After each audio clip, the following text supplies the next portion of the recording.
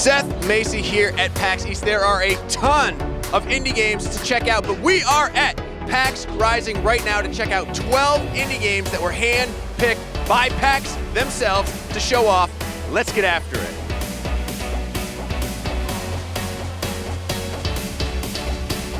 Presented by United States Air Force. Perfect Tides Station to Station is a modern take on the classic point-and-click adventure that uses a throwback pixel art style and a 2003 setting to tell its story, and I really loved what I was able to play. It has a LucasArts meets Scott Pilgrim kind of aesthetic that instantly hooked me, but it's the writing that I really loved. Explore the big city through 18-year-old Mara's eyes, collect items, nurture ideas, and experience complex relationships while attempting to find your place in the world. It is smart, it is funny, it's authentic, it's conversational and natural, and it's hilarious. I didn't get to play too much given the nature of PAX East, but in my brief time with Perfect Tides, I really appreciated just how well it captured the awkwardness of being on your own for the first time, trying to, be cool while feeling completely lost and overwhelmed. Level up with knowledge that you pick up on the way and use those topics to expand your gameplay experience. A sequel to Perfect Tides, which is now available on Steam, Perfect Tides Station to Station is set 3 years after its predecessor and is set to release in 2026 and will be available for PC and for Switch. The tagline for Nocturne is "The afterlife is now digital," and Nocturne takes a classic 16-bit RPG style, brings it into the modern era, and uses rhythm elements for its battle system. I'm gonna sound like I'm repeating myself, but once again, I absolutely love my time with this RPG. The rhythm-based battle system is no joke. It requires expert timing to pull off the attacks, but also it's forgiving enough to where it's not frustrating, and there are accessibility options to make it something everyone can enjoy. Respect that.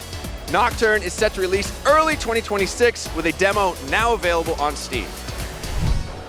Whirlight No Time to Trip is another point-and-click adventure game that took me back to a simpler time in spite of the fact that its graphics are modern. Its weird sci-fi world and puzzles gave off a real cosmic Osmo meets Out of This World vibe. And if you don't get those references, that is fine. I really didn't expect you would. A little obscure and a little older. Basically, you're a scientist dropped into a bizarre world where things don't really make sense, but that is what makes it so interesting. I really enjoyed my time with this one, and I'm looking forward to getting back to it. A demo of Whirlight is available on Steam, and it is set to release for PC and consoles in 2026. This year is the year of the cooperative game, it seems. On Any Journey is just such a game, requiring teamwork to get the task done. Describing it as just a cooperative platformer doesn't really do it justice because, yeah, it is a co-op platformer, but it stands out from the rest with some really gorgeous visuals. Gameplay requires you to truly work together, and there are some real head-scratching moments, but when you figure things out, it is truly an aha moment. Definitely enjoyed my time with this one. Designed with a variety of visual styles, On Any Journey is set to release in June 2026 with a playable demo on Steam. I am an absolute lover of the 2000s and late 90s aesthetic, and Oneway.exe absolutely immerses itself in a bygone technological era. It's a horror game set within the files of a fictional unfinished game, using the era's flash games and websites as backdrops to its gameplay loop. I happen to pick a chapter based on early 2000s flash-based fashion games, and while I have literally zero experience with that era and genre of game, I still got a powerful dose of nostalgia just from the overall vibe Oneway.exe put out. I mean, the official website is on NeoCities, for crying out loud. What more could you ask for? Designed with a variety of escape rooms emulating a unique online experience and art style, each offers a playthrough that matches the horror genre and internet era of the character you select.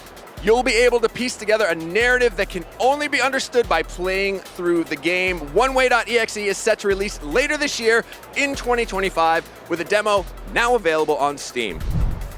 Bytebond is yet another cooperative game, this one taking place inside a computer's architecture. You control a cute little rolling bot as it makes its way through the innards of a computer system, but you need help from a friend, or in the case of my demo, one of the developers. By the way, if you can play a game with a dev, absolutely do it. They know all the secrets. I was really impressed with the rhythm of the levels. The puzzles play out in a satisfying way, and the cooperative elements just felt so natural. I didn't experience the anxiety or the frustration I sometimes find with other co-op games. A hybrid of split fiction in Portal 2, Bytebond demo is now available on Steam and is set for release later in 2025 on PC. Roguelikes and roguelites have become a force in and of themselves, and Don't Wake the Beast is definitely a force to be reckoned with. You're tasked with making your way through dungeons, collecting loot, and attempting to rescue NPCs. Now, I'm not gonna lie or try to impress you here because I would gain absolutely nothing, but I was not great at this game, and unfortunately for my ego, I have no one to blame but myself. When you make noise in the game, from crunching bones to breaking vases, that alerts the enemies in the level, and you have a very hard time of it once that happens. By the end, I had finally started to figure it out and was doing way better, but not well enough to win their speedrun contest. Come on! Maybe next time.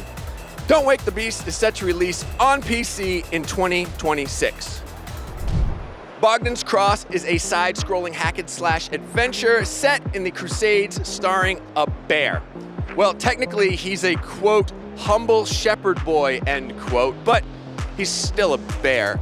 The art style is so good. It has a stilted frame rate vibe, evocative of claymation or Dalmatian. It's like Wallace and Gromit, but with heavy themes of redemption and faith. I wish the demo had been longer because I was enjoying it so much. Absolutely something I wasn't expecting given the source material, yet another gorgeous indie that's worth keeping an eye on. Bogdan's Cross is set to release in 2026 on PC and consoles with a DLC already mapped. Hamburgers, violence, corporate speak. These are the building blocks of CYBERLICH, an absolutely bonkers first-person shooter that throws you into a supernatural corporate hellscape while also being absolutely hilarious and low-key subversive. I was talking to two of the devs, and they told me the idea for CYBERLICH came from a chance encounter at a hot dog eating party, and honestly, I cannot think of a better way to describe its origin. It's absolutely amazing. If I had no prior knowledge of the origins of this game and you asked me, I would have guessed hot dog eating party. It has to be seen to be believed. CYBERLICH and the Death Cult of Labor is set to release in the next couple of years with a public demo coming soon. Make sure to check out their Kickstarter in the description below. I haven't felt platforming this good since Super Meat Boy, but the twist here is one person controls the platforming and the other person controls the platforms. Seriously, it's the job of one of the players to drop the Tetris block-shaped platforms in the levels so the other player can escape. To shake things up, some of those levels require destruction rather than placement of those perfect little blocks. And let me reiterate, the platforming here is absolutely flawless. It is so good.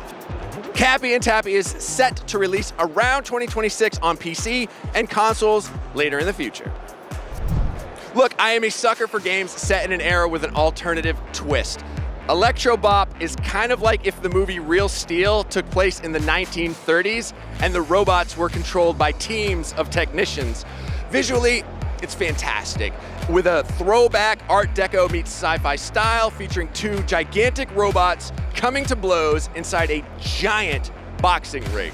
The twist here is you need to keep a good rhythm to power up your punches and your special attacks. Now, it took me a little while to get the hang of it. There's a lot to keep track of when the bell rings. Yes, I got knocked out at the end, but I was definitely getting a feel for it by the time my demo ended, and its charm absolutely undeniable. Electro Bop is now available on Steam. Go check it out. I did not know what to expect with We Harvest Shadows.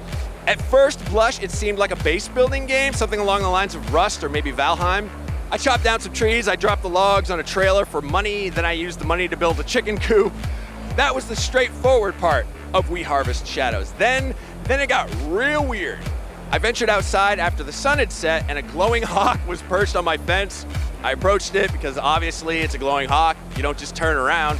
it flew away, and then it got even weirder from there. I don't want to spoil it, but this is the first game in a long time that legitimately surprised me to the point I yelled an expletive in the middle of PAX East. Seriously, it scared the crap out of me. 1010 would play again.